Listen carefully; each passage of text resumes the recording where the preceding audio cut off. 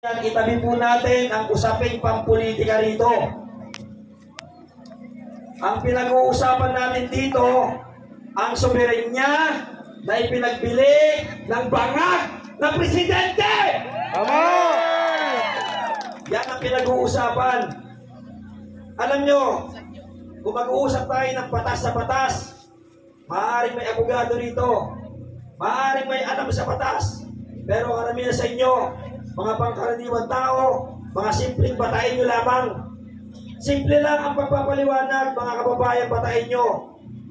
Kung ikaw ay merong anak na nakagawa ng pagkakasala sa loob ng iyong tahanan, bakit mo naman ipagkakatiwala at ibibigay ang parusa sa kapitbahay mo? Tama! Tama! Ang ginawa kay Pangulong Rodrigo Roa Duterte ay isang bagay na may tuturing natin pinakamataas na antas ng pagtataksil. Dahil ito ay maaari natin maituring na isang treason. Bakit kanyo? Ang huhusga dapat sa kapwa natin Pilipino ay kapwa natin Pilipino. Bakit ibebenta ng bangag na Pangulo ang isang Pangulo na minahal, magpasa hanggang ngayon, ay patuloy na minamahal ng bansang Pilipinas? Katarungan! Katarungan! Katarungan! Katarungan! Isang tabi natin ang usaping politika rito. Pero mga kababayan, pansinin po ninyo, kaliwat kanan, buong Pilipinas, maging sa ibang panig ng mundo, sumisigaw ang mga tao, Duterte! Duterte! Duterte! Duterte! Duterte! Mga kababayan, patayin nyo, kahit na tayo ay pusalan, kahit na tayo ay ilayo sa kabiasnan, hindi tayo papayag.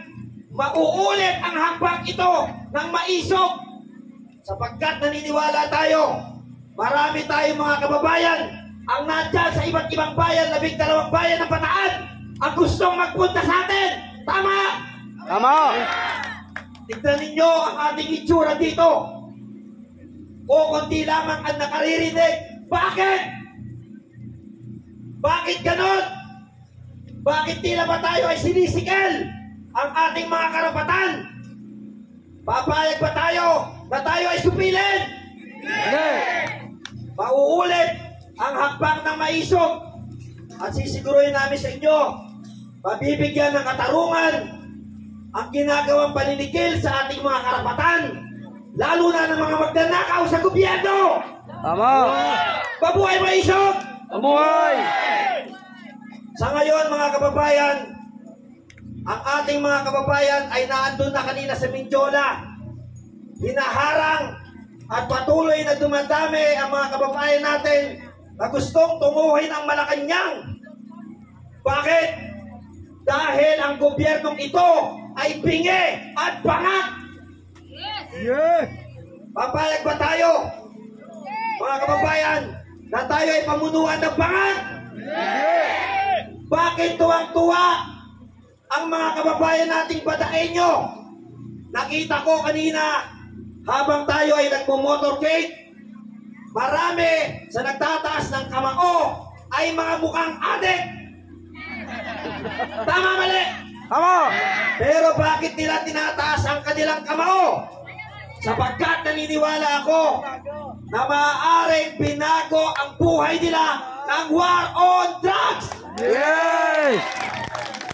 Maaaring yung mga nadya kanina sa gilid ng kalsada, mga kapamilya, mga kamag-anak, na mga dating lulong sa bisyo ng ipinagbabawal na droga, at kaya tayo sinasalubong na mainit dahil gusto magpasalamat kay Tatay Digong Duterte! Duterte! Duterte! Duterte! Mga kababayan, walang bibitaw, walang susuko.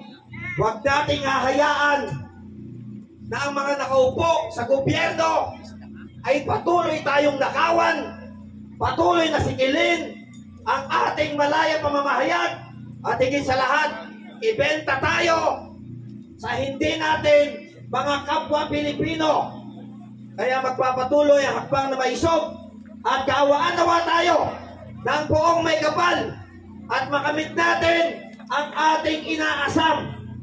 Batas ng Pilipino para sa mga Pilipino. Batas ng dayuhan para sa mga dayuhan. Mananagot kayo sa taong bayan. Mabuhay Maisog! Mabuhay! Duterte! Mahal ka na!